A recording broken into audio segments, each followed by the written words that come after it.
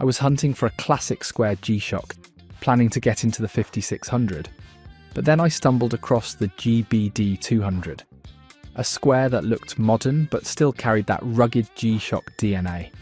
And most importantly, it had this MIP display. That was it. The moment I saw that crisp screen, I knew this was the one I wanted on my wrist.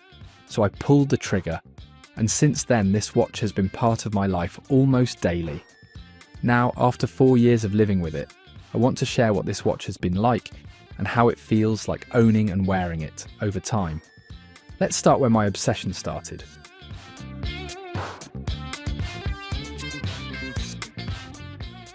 I can honestly say this was the first G-Shock that made me stop and just admire the way it shows time. I've worn plenty of negative displays in Casio's lineup, and while they look cool, I could also read easily, but this one is different. With the MIP LCD screen inside its 42.8mm resin case, it's always sharp, always legible, whether I'm indoors, outside in the sun, or checking the time in a dim room. Over the years, this display has been the thing that made me want to pick this watch up again and again. You flick your wrist and there it is. Big, bold digits, no squinting, no tilting the watch to find the right angle. It's so easy to live with that every other negative display I own feels outdated now. At night, the backlight button at the front became a small ritual. It's big, easy to hit, and when you're out for a late walk or just checking the time in bed, it feels like the watch is designed for that moment. It's not perfect. The way the light spreads is a bit uneven compared to Casio's old electroluminescent glow, but it gets the job done. And honestly, after a few years, I stopped caring about how perfect the light looked, because I just appreciated how simple and reliable the button felt in use. Rugged finish that lasts. One thing that has surprised me most is how this watch looks after all these years. G-Shocks are known for durability, so I'm not going to spend time proving how tough they are. But what I do want to highlight is how the finish held up. This one still looks almost new, even though it's been through daily wear, knocks, and sweat. The 200-meter water resistance has been worry-free during swims. The resin strap hasn't cracked, the case hasn't faded, and the whole watch just feels like it's ready for another 4 years. That rugged matte finish gives it a tool-like vibe that fits perfectly with the idea of a sports G-Shock. Yet it's not so flashy that it draws attention. It's just practical, and I've grown to love that understated look, wearing it day to day. On the wrist, the GBD-200 has always felt comfortable. It's lighter than you expect at about 58 grams.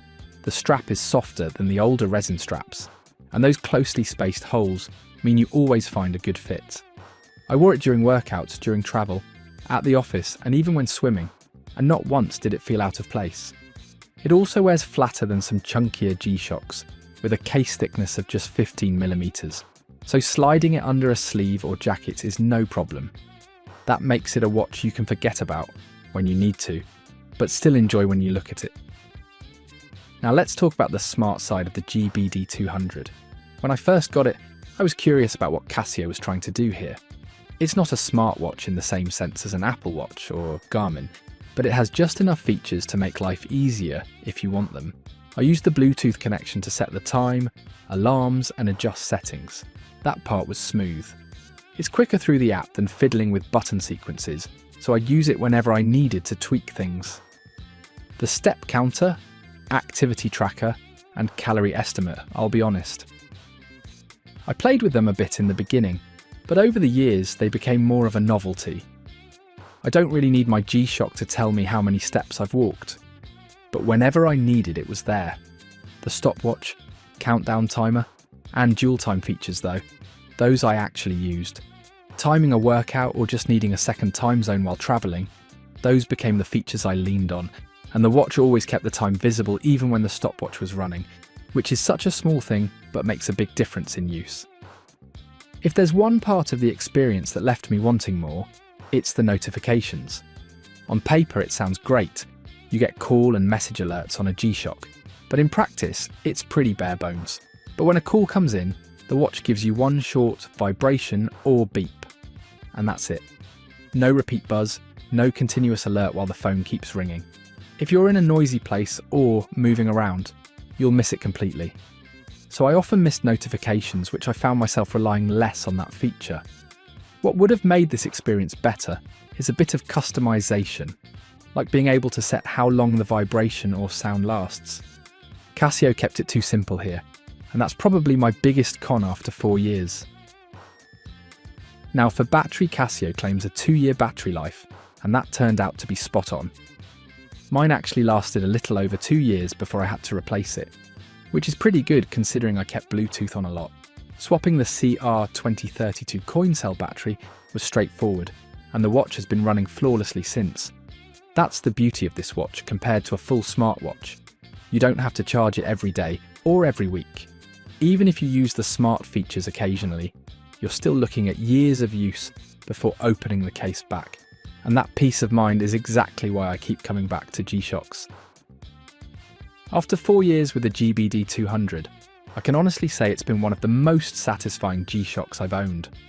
Not because it's perfect, but because it gave me an experience that blended the classic toughness with a screen I still enjoy looking at every single day.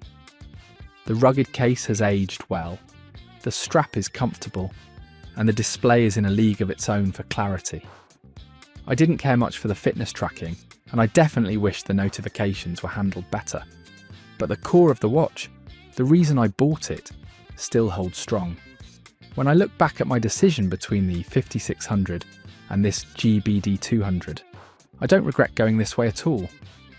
The 5600 would have given me a classic, but this watch gave me a retro modern combination. It's rugged, reliable, and after 4 years, still looks like the day I bought it. Not perfect, but easily one of the most enjoyable G-Shocks I've owned. And for me, that comes down to one thing: the display that never gets old. And that was all. Thanks for watching. Share your experience and thoughts in the comments. If you found it helpful, don't forget to like and subscribe for more watch reviews.